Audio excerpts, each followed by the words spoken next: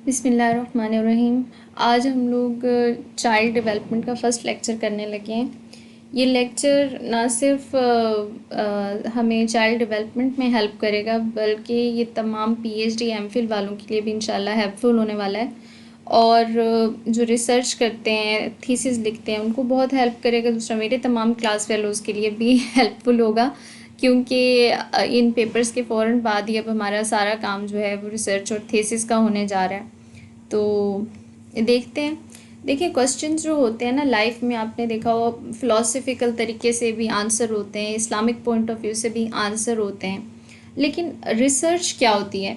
Research में हम research को बड़ा ऑथेंटिक और रिलायबल क्यों समझा जाता है, उसके अंदर एक्यूरेसी क्यों होती है? बिकॉज इसको बड़ा सिस्टमेटिक वे से टैकल किया जाता है। ये एक ऐसा क्वेश्चन होता है कि ऐसी प्रॉब्लम होती है जिसको हम स्टेप्स के थ्रू एक सिस्टमेटिक वे में सॉल्व करते हैं, जिसके अंदर मतलब चांस कम होता है एरर का, जिसके अंदर रिलायबिलिटी का बड़ा ख्याल रखा जाता है, एक्यूरेसी का बड़ा ख्याल रखा जाता है।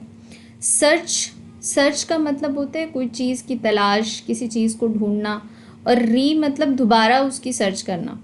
रिसर्च मतलब ऑलरेडी दुनिया में बहुत सारे क्वेश्चंस हैं, प्रॉब्लम्स हैं या काम है, और उसके दोबारा से उसको मतलब अपने अंदाज में एक सिस्टमेटिक वे से उन प्रॉब्लम्स को सॉल्व करना, ये रिसर्च कहलाता है। रिसर्च हमें किस चीज़ में हेल्प करती है? It helps in collecting, analysing and interpreting data. ये हेल्प करती है हमें डाटा को कलेक्ट करने में, डाटा को एनालाइज करने में और इंटरप्रेट करने में। ये इंश्योर करती है रिलायबिलिटी को और एक्यूरेसी को। ये इसके स्टेप्स हैं। सबसे पहले हम एक रिसर्च प्रॉब्लम को आइडेंटिफाई करते हैं। प्रॉब्लम जब हमें पता चल जाती है, रिसर्च प्रॉब्लम, यानी कि हम लोग कोई ना प्रॉब्लम्स देखते हैं, कोई मसला जो है ना वो फाइंड आउट करते हैं कि प्रॉब्लम कहाँ है। सबसे पहले बहुत, और ये बिल्कुल इम्पॉर्टेंट पॉइंट है, जैसे हम आगे इसको पढ़ते हैं ना, मैं वहाँ पे इसकी मज़ीद डिटेल बताती हूँ कि सबसे पहले identify the research problem, then review the literature. फिर हम इस प्रॉब्लम जो हमने सेलेक्ट की है, हम देखते हैं कि कितना ऑलरेडी इसके ऊपर काम हो चुका है, वो हम खुद पढ़ते हैं। ठीक है, वो हम किस स्टेप में पढ़ते हैं? रिव्यू द लिटरेचर में। फिर हम एक हाइपोथेसिस बनाते हैं, ठीक है, और उसके बाद हम रिसर्च ऑब्जेक्टिव्स बताते हैं। इन सब स्टेप्स को वन बाय वन बहुत डिटेल से भी हम पढ़ने जा रहे हैं। उसके बाद हम रिसर्च डिज़ाइन देखते हैं, हम डिफ़ाइन करते हैं पॉपुलेशन और सैम्पल्स को। फिर हम डाटा को कलेक्ट करते हैं, एनालाइज करते हैं, इंटरप्रेट करते हैं और डिस्कस करते हैं। सबसे पहला है आइडेंटिफाई द रिसर्च प्रॉब्लम। यहाँ पे देखें, choose a topic of interest और issue needing solution, define it clearly and concisely. ये फर्स्ट स्टेप बहुत ही इम्पॉर्टेंट है। इसके अंदर वो स्पेसिफिक इश्यूज, चैलेंजेस या क्वेश्चंस जिसका आपको जवाब ढूंढना चाहते हैं ना, आप उसकी रिसर्च करते हैं। आप रिसर्च के ज़रिए उन आंसर्स के सॉल्यूशंस को ढूंढते हैं। ये इस रिसर्च का सबसे पहला और सबसे इम्पॉर्टेंट स्टेप होता है। अगर प्रॉब्लम ही क्लियर नहीं होगी तो आपकी रिसर्च की डायरेक्शन गलत हो जाती है। अच्छा, रिसर्च के अंदर कौन कौन सी ना कैरेक्टरिस्टिक्स होनी चाहिए? रिसर्च प्रॉब्लम के अंदर जो फर्स्ट स्टेप है हमारा, तो research problem it should be clear और स्पेसिफिक। मतलब घुमा फिरा के सवाल ना पूछा हो, सीधा सीधा स्ट्रेट फॉरवर्ड आपका क्वेश्चन बता रहा हो। आपके क्वेश्चन पढ़ने से आपकी प्रॉब्लम से पता चल रहा हो कि ये बहुत ही क्लियर और स्पेसिफिक प्रॉब्लम है। रिसर्चेबल भी हो, यानी उसके ऊपर आप रिसर्च कर भी सकें, आप डाटा इकट्ठा कर सकें, उस डाटा को एनालाइज कर सकें। सिर्फ ऐसे फ़र्ज़ी बात या ख़याली बात ना हो जिसका कोई सर ना हो, पाँव ना हो। रेलेवेंट भी हो। सपोज़ अगर आपका सब्जेक्ट सोशल साइंसेस से है तो वो उससे रिलेट करता हो। ऐसा ना हो कि आप एजुकेशनिस्ट हैं, आपका टॉपिक एजुकेशन से है, होना चाहिए रिसर्च प्रॉब्लम का, और आप जी प्रॉब्लम बना के बैठे हुए हैं कि एनिमल्स की जो है ना फलाना एनिमल जो है उसकी क्या कैरेक्टरिस्टिक्स हैं, उसकी क्लासिफिकेशन, इस टाइप का। मतलब एनिमल से क्या ताल्लुक है एजुकेशनिस्ट का? तो मतलब आपका रेलेवेंट भी होना चाहिए प्रॉब्लम, आपकी फील्ड से रिलेटेड। अगर आप जोलॉजी की हैं तो वो उससे रिलेटेड, बॉटनी की हैं तो आपकी प्रॉब्लम उससे रिलेटेड होनी चाहिए। इसी तरीके से अगर आप सोशल साइंसेस से हैं तो आपकी रिसर्च का प्रॉब्लम उससे रिलेटेड होना चाहिए, प्रैक्टिकल होना चाहिए, टाइम बाउंड भी हो उसकी लिमिट भी हो, आपको पता है कि आपका थीसिस जो है या आपकी रिसर्च जो है आपको उसके लिए कितना टाइम दिया जाएगा, तो आपने उस दौरानिए के अंदर उसको कंप्लीट भी करना है। So it should be time bounded. अच्छा चलो हम लोग इस तरह करते हैं कि इसी स्टेप से ना एक एग्जाम्पल को भी अपने साथ साथ ना सॉल्व करते जाते हैं ताकि हमें हर स्टेप पे आसानी हो। मिसाल के तौर पे हम ये प्रॉब्लम बना लेते हैं कि जब बच्चे ऑनलाइन पढ़ते हैं तो ऑनलाइन स्टडी के दौरान बच्चे इतना मोटिवेटेड नहीं होते या इतना इंटरेस्टेड नहीं होते, वो डिस्ट्रैक्ट हो रहे होते हैं। अब देखिए मैंने तो इसको बड़ा एक्सप्लेन किया है ना कि ये है ये इसी प्रॉब्लम या दूसरी प्रॉब्लम को हम देख लेते हैं, करिकुलम में देख लेते हैं कि जो करिकुलम नया करिकुलम आता है तो टीचर्स जो है ना उसको एक्सेप्ट नहीं करते हैं। ठीक है, ये हमारी प्रॉब्लम है सपोज़। अब इस प्रॉब्लम को हम मुख्तलिफ अंदाज में लिख सकते हैं। Why primary school teachers resist to implement the curriculum in public schools of Punjab. ये मतलब हम क्वेश्चन बना सकते हैं, ये हमारी प्रॉब्लम है कि क्यों प्राइमरी स्कूल के टीचर्स जो हैं वो रेजिस्ट करते हैं करिकुलम चेंज को। अच्छा, ये जो आप आइडेंटिफाई करते हैं प्रॉब्लम, ये आपको प्रॉब्लम मिलती कहाँ से, इसके सोर्सेज क्या हो सकते हैं। देखिए इसका फर्स्ट सोर्स तो पर्सनल एक्सपीरियंस होता है। जब आप खुद एज अ टीचर वो चीज़ पर्सनली एक्सपीरियंस कर रहे होते हैं ना कि ये जो न्यू करिकुलम आया है, ये बुक्स जो हैं हमारे लिए पढ़ाने में और बच्चों के लिए पढ़ने में मुश्किल हैं, तो ये आपका पर्सनल एक्सपीरियंस हो गया। दूसरा ये कि आप फील्ड ऑब्जर्वेशन, आप अगर टीचर नहीं भी हैं आप जाके देख सकते हैं, इंटरव्यूज़ ले सकते हैं, किसी के पूछ सकते हैं कि ये जो न्यू करिकुलम बनाया गया है क्या ये ठीक है, आपको उसमें क्या चीज़ें जो हैं वो परेशानी का बायस बन रही हैं, या आप पास्ट लिटरेचर जो है ना उससे भी आपको प्रॉब्लम मिल सकती है। आप लिटरेचर रिव्यू करते हैं, वहाँ से भी आपको रिसर्च प्रॉब्लम में आइडेंटिफाई करने में ईजी आसानी होती है। दूसरा है डिस्कशन विद एक्सपर्ट्स। आप एक्सपर्ट्स के साथ भी डिस्कशंस कर सकते हैं, आप अपने सुपरवाइज़र के साथ भी डिस्कशंस कर सकते हैं, तो न्यू रिपोर्ट्स या गवर्नमेंट पॉलिसीज़ को भी पढ़ सकते हैं। तो ये इम्पॉर्टेंट स्टेप है जिसमें मतलब इस अगर आपका ये फर्स्ट आपने रिसर्च प्रॉब्लम सही से आइडेंटिफाई कर ली है तो इंशाल्लाह नेक्स्ट स्टेप्स में आपको ना आसानी होगी। अच्छा, दूसरा है हमारा रिव्यू ऑफ लिटरेचर। अब हमने प्रॉब्लम तो ले ली, प्रॉब्लम क्या थी, सपोज़ हम लोगों ने ये प्रॉब्लम ली है कि जो न्यू करिकुलम होता है टीचर उसको एक्सेप्ट नहीं करते, उससे रेजिस्ट करते हैं। तो अब रिव्यू क्या होगा, इस टॉपिक के ऊपर जितने पहले से मौजूद रिसर्च है, आर्टिकल्स हैं, बुक्स हैं, रिपोर्ट्स हैं, केस स्टडीज़ हैं, उनका बहुत ही डीपली स्टडी करनी है। ठीक है, जितने भी इसकी आपको लिटरेचर या जितना भी इसके लिए आपको बुक्स, आर्टिकल्स, जो भी चीज़ मिलती है आपने बहुत डीपली उनको थॉरोली स्टडी करना है। अच्छा, उससे क्या फ़ायदा होगा, जब आप उसकी स्टडी करेंगे तो आपको पता चलेगा कि रिसर्च के अंदर कौन से गैप्स हैं, कौन सी चीज़ों पे काम हो चुका है, कौन से एरियाज़ पे अभी बाकी है। यानी कि इस जगह पे ना आपने बिल्कुल डिटेक्टिव की तरीके से अपनी ना वो आँखें, कान, सोच, नज़र, हर चीज़ को बड़ा क्रिटिकली ऑब्जर्व करना है। वहाँ से आपको ना एक तो अंदाज़ा होगा कि जो पहले लोग रिसर्च कर चुके हैं उन्होंने किस अंदाज से की है, कौन से मेथड्स फॉलो किए हैं, कौन सा तरीक़ाकार अपनाया है। तो आपको उससे हेल्प मिलेगी कि आप उसी चीज़ को फॉलो करके अब नेक्स्ट स्टेप आगे करेंगे, जो उनके गैप्स या वीकनेसेस रह चुकी हैं अब आप उनके ऊपर काम करेंगे। दूसरा क्या है कि जो लिटरेचर रिव्यू होते हैं ना उसके मकासद क्या होते हैं, क्या हमें ना बैकग्राउंड समझना होता है कि इस टॉपिक के ऊपर क्या मतलब ये टॉपिक है क्या, कैसे करेंगे, ये बैकग्राउंड हमें समझ आ जाती है। रिसर्च गैप्स का पता चलता है, कॉन्सेप्ट्स एंड थीरीज सीखने का पता चलता है, कौन से टूल्स उन्होंने यूज़ किए हैं पहले हमसे पहले उन्होंने, वो मेथड्स और टूल्स भी हमें देखना होते हैं। फिर हम अपनी स्टडी का रुख जो है ना वो इसके मुताबिक तय करते हैं कि अब हमें आगे नेक्स्ट स्टेप क्या करना है। ठीक है, अच्छा अब यहाँ पे लिखा हुआ है कि study existing research and theories, identify research gaps. यही जो मैं इस पूरे में बात कर रही थी कि हमें ना गैप्स पता करने हैं और वीकनेसेस पता करनी है, एक बैकग्राउंड जानना है ओवरऑल जो भी हमारा प्रॉब्लम है उससे मुतल्लिक। थर्ड स्टेप, अच्छा अब हम क्या करेंगे, हमने प्रॉब्लम भी आइडेंटिफाई कर ली, हमने लिटरेचर भी रिव्यू कर लिया, अब हम एक हाइपोथेसिस बनाएंगे ठीक है, एक मफरूज़ा बनाएंगे। मफरूज़ा आपका जो है ना वो रिसर्च क्वेश्चन भी हो सकता है और सिंपल हाइपोथेसिस फॉर्म में भी हो सकता है। अच्छा, हाइपोथेसिस जो है ये एक सॉलिड क्वेश्चन होना चाहिए, आपका बैकग्राउंड रिसर्च उसके ऊपर होनी चाहिए, मतलब जो आपका हाइपोथेसिस उसके ऊपर डाटा होना चाहिए, आपने उसको पढ़ा हुआ होना चाहिए।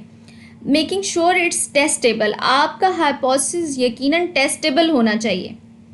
और क्या होना चाहिए, independent and dependent variables if required, वो भी आपको मालूम होने चाहिए। अब ये सारी बातें क्या हैं, हम हाइपोथेसिस में ना ये सारा मतलब यहाँ पे इन्होंने दिमाग की मतलब तस्वीर मैंने बनाई है, क्योंकि यहाँ पे ये क्वेश्चन जो है ये थिंकिंग के ऊपर है कि आपने प्रिडिक्ट करना है कि हम लोग जो हमारी प्रॉब्लम है जो हम आइडेंटिफाई करने हैं, आप क्या प्रिडिक्ट करते हैं जो डेटा से टेस्ट होगा।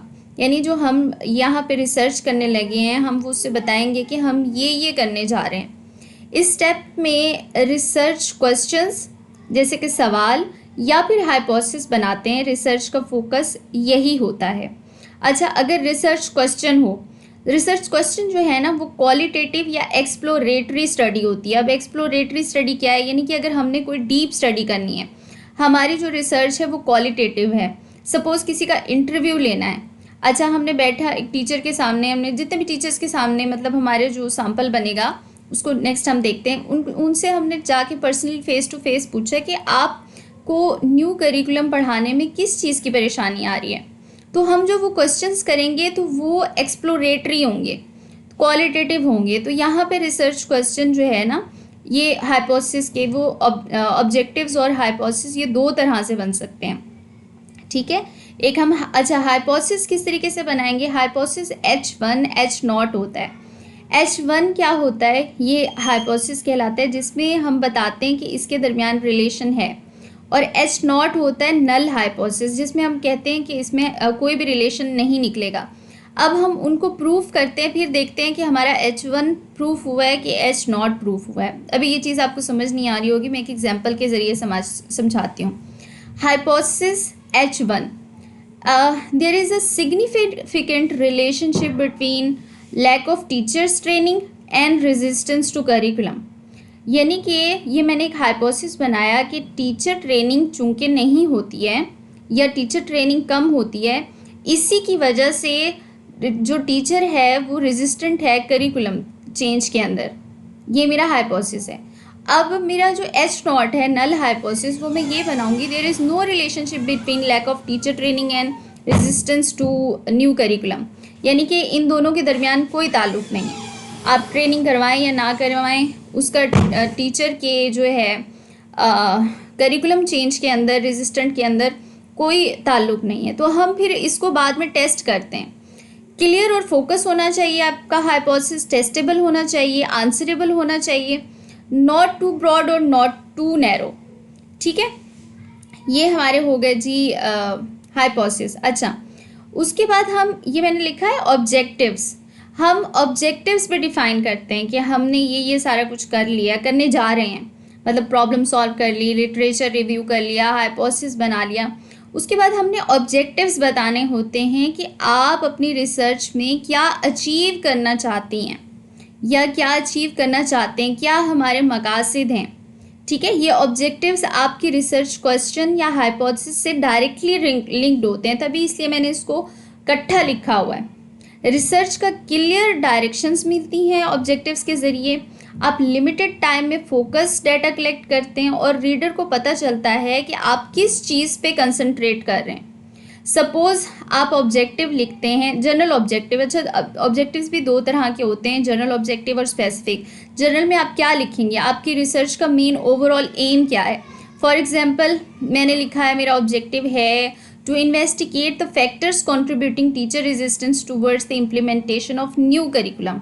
यानी कि मेरा ऑब्जेक्टिव ये है कि मेरे मकासद ये हैं कि मैं जानना चाहती हूँ कि टीचर रेजिस्ट क्यों करता है, वो कौन से फैक्टर्स होते हैं कि जब न्यू करिकुलम आता है तो टीचर क्यों रेजिस्ट करता है। या मेरे स्पेसिफिक जो है ना वो ऑब्जेक्टिव होंगे, वो क्या हो सकते हैं, to identify the causes of teacher resistance, to explore the role of teacher training in resistance, to assess the influence of school leadership on teacher response, यानी कि डिफरेंट तरह के हम ऑब्जेक्टिव्स अपने मकासद भी बताते हैं हाइपोथेसिस के अलावा। उसके बाद होता है रिसर्च डिज़ाइन। अच्छा, रिसर्च डिज़ाइन या रिसर्च मेथडोलॉजी ये क्या है? यहाँ पे ये समझने की बात है कि हम लोगों ने चेक करना है कि हमारी रिसर्च क्वालिटेटिव है, क्वांटिटेटिव है या मिक्स है। इसमें हम डिसाइड करते हैं कि मेथड कौन सा हम लगाने वाले हैं अपनी रिसर्च के ऊपर। ये हमारे टॉपिक के ऊपर, हमारी प्रॉब्लम के ऊपर डिपेंड करता है। प्लान फॉर टाइम, फिर हम टाइम प्लान करते हैं, टूल्स डिज़ाइन करते हैं और रिसोर्सेज देखते हैं। अच्छा, क्वालिटेटिव रिसर्च किस तरह की होती है? जिसके अंदर नंबर्स या स्टैटिस्टिकल सर्वे वगैरह नहीं होता। क्वालिटेटिव वो होती है जब आप डीप अंडरस्टैंडिंग, इंटरव्यूज़, एक्सपीरियंसेस या किसी भी चीज़ की एक्सपीरियंसेस स्टडी करते हैं। ठीक है, फॉर एग्जांपल टीचर से इंटरव्यू ले लेना, ठीक है, ये आपकी क्वालिटेटिव रिसर्च कहलाती है। क्वांटिटेटिव रिसर्च जब आप नंबर्स या स्टैटिस्टिकल सर्वे यूज़ करते हैं तो वो क्वांटिटेटिव कहलाता है। Like Likert scales questionnaires. अब लिकर्ट स्केल क्वेश्चनर्स कौन से होते हैं? जैसे कि हम आप लोगों के पास भी अक्सर आते होंगे कि आपके पास सर्वे पेपर आता है, उसमें लिखा होता है कि आप को जब नया करिकुलम दिया जाता है तो आप उसको पढ़ाते हुए एनर्जेटिक होते हैं। तो नीचे लिखा हुआ होगा, मतलब ये क्वेश्चन है, नीचे लिखा होगा agree, strongly agree, neutral, disagree, strongly disagree. ये जो एग्री डिसएग्री ये जो मैंने बनाई है ना ऑप्शंस, इसको लिकर्ट स्केल कहते हैं और ये हमारे क्वांटिटेटिव रिसर्च में यूज़ होती है। तो अब ये डिपेंड करता है कि आप क्वालिटेटिव रिसर्च कर रहे हैं या क्वांटिटेटिव रिसर्च कर रहे हैं। क्वालिटेटिव रिसर्च में आप डायरेक्ट टीचर से जाके इंटरव्यूज़ लेंगे। और मिक्स्ड मेथड में क्या होगा? मिक्स्ड मेथड में ये दोनों चीज़ें होती हैं। जब दोनों का कॉम्बिनेशन हम करेंगे तो उसको हम कहेंगे मिक्स्ड मेथड रिसर्च, जैसे कि उसमें सर्वे प्लस इंटरव्यूज़ दोनों होंगे। अच्छा, जो रिसर्च डिज़ाइन है हम किस लिए, मतलब इसके कितनी टाइप्स हो सकती हैं? सपोज़ आपकी अगर डिस्क्रिप्टिव स्टडी है, डिस्क्रिप्टिव स्टडी वो होती है जिसमें आप करंट चीज़ को देख रहे होते हैं, व्हाट इज़ हैपनिंग, जो इस वक्त चल रहा है ना, वो आप करिकुलम इस टाइम चल रहा है, वो कैसा चल रहा है, वो आपकी डिस्क्रिप्टिव स्टडी होगी। एक्सप्लोरेटरी स्टडी ये होती है कि व्हाई इज़ इट हैपनिंग, ये क्यों हो रहा है। ठीक है, कोरिलेशनल स्टडी हो सकती है कि इन दोनों चीज़ों के दरमियान कितना ताल्लुक है, यानी ट्रेनिंग का और रेजिस्टेंस का कितना ताल्लुक है। करिकुलम तो आप लोगों ने उठा के पकड़ा दिया है कि चलो भाई पढ़ाओ, ये न्यू करिकुलम है। उस करिकुलम के मुताबिक आपने टीचर्स को ट्रेनिंग कितनी करवाई है? जब ट्रेनिंग है ही नहीं, टीचर जानता ही नहीं है, उसकी कोई गाइडलाइन ही नहीं दी गई है, तो वो आगे किस तरीके से उसको पढ़ा पाएगा? हर टीचर का अपना अंदाज, अपना तरीक़ाकार होगा। तो ये चीज़ भी एक बैरियर के तौर पे काम कर सकती है कि इसलिए टीचर जो है ना वो करिकुलम चेंज को नापसंद करता है।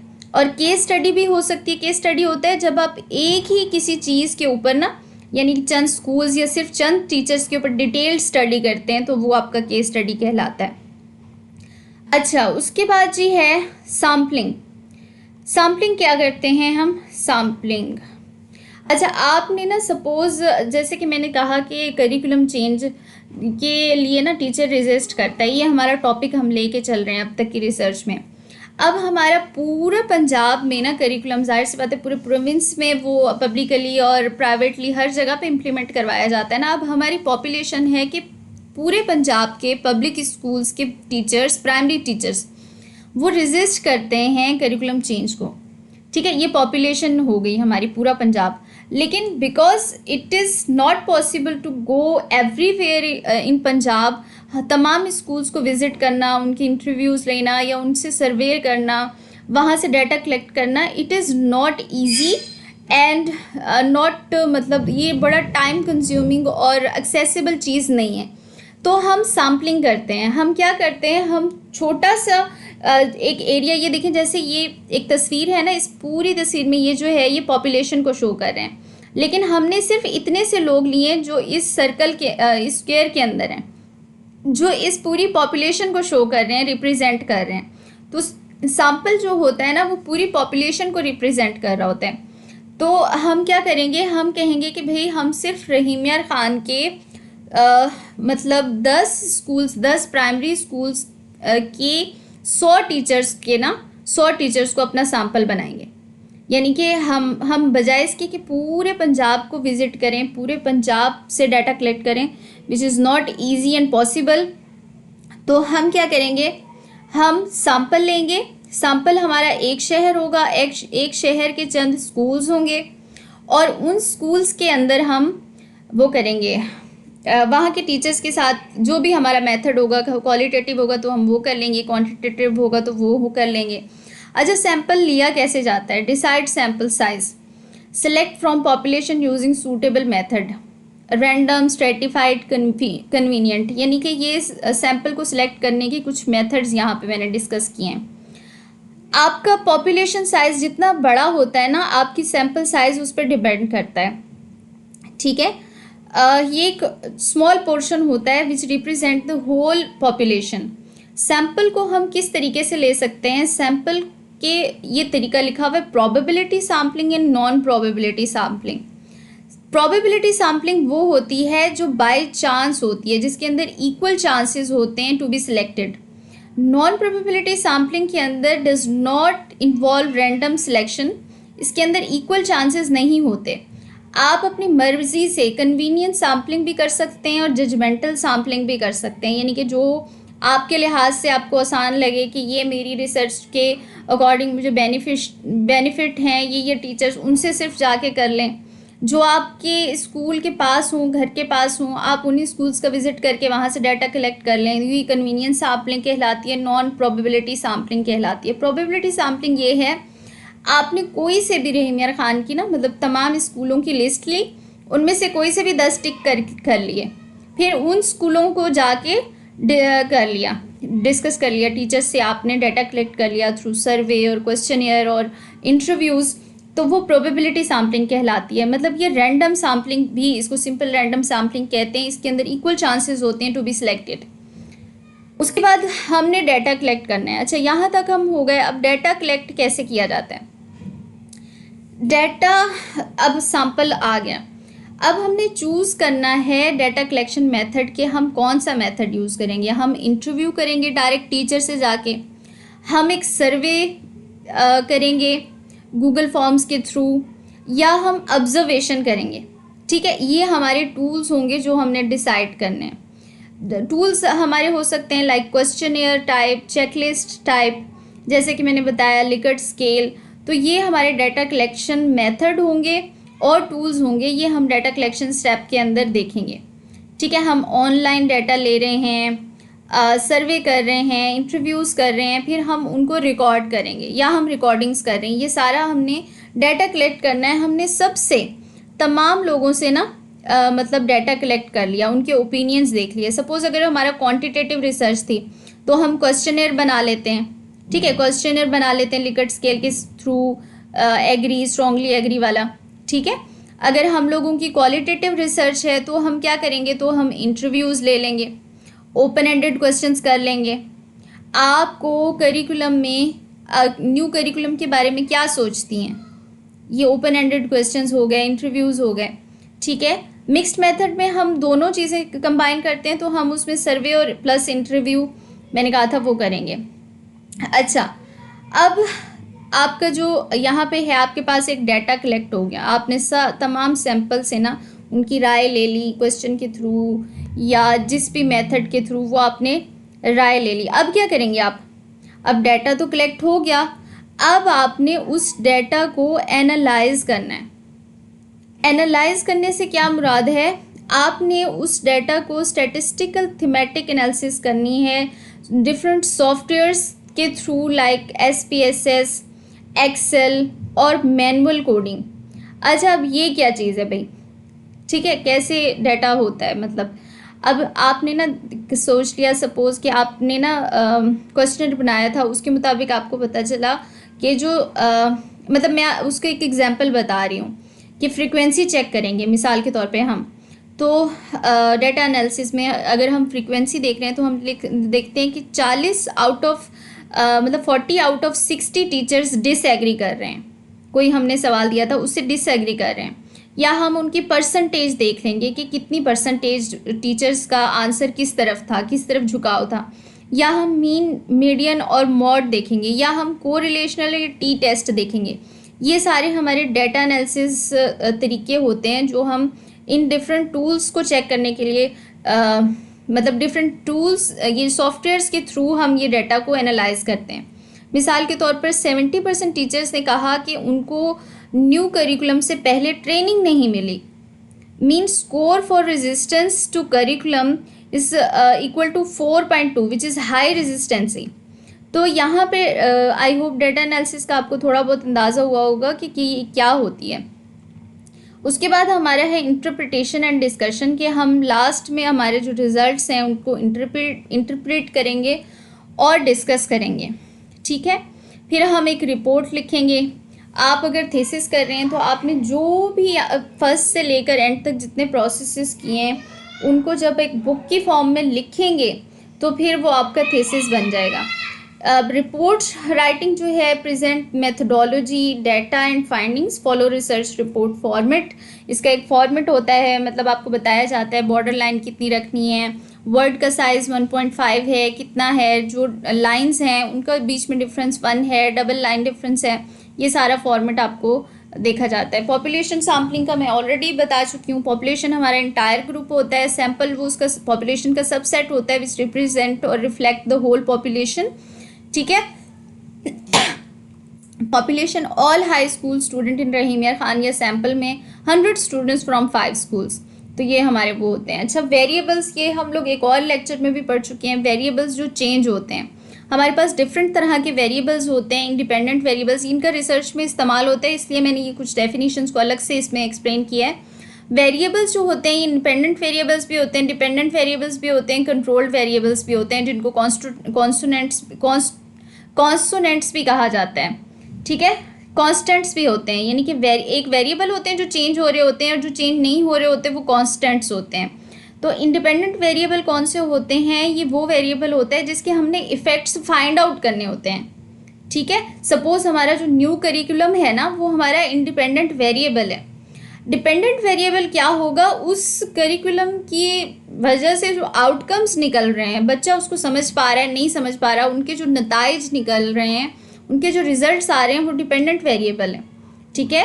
यानी कि आपने एक मेथड के थ्रू पढ़ाया, डिस्कशन मेथड के थ्रू पढ़ाया, तो डिस्कशन मेथड आपका इंडिपेंडेंट वेरिएबल है। उस डिस्कशन मेथड से बच्चों को कितना फ़ायदा हुआ और उन्होंने कितना रिजल्ट में प्रोग्रेस अचीव की है, वो डिपेंडेंट वेरिएबल होगी। और कंट्रोल वेरिएबल वो होते हैं the one you keep constant, जिसको आपने कांस्टेंट रखना होता है। Examples, effect of study hours independent है। ऑन टेस्ट स्कोर्स आपका डिपेंडेंट है। जितने आपके स्टडी आवर्स ज़्यादा होंगे, आपका टेस्ट स्कोर उतना ही ज़्यादा होगा। तो ये वेरिएबल्स का कॉन्सेप्ट है। कंक्लूजन ये है कि research methodology gives structure to research, helps ensure validity, reliability and clarity. Each steps play a crucial role. Thank you very much. I hope इसका सारा आप लोगों को अच्छे से समझ में आ गया होगा। अब नेक्स्ट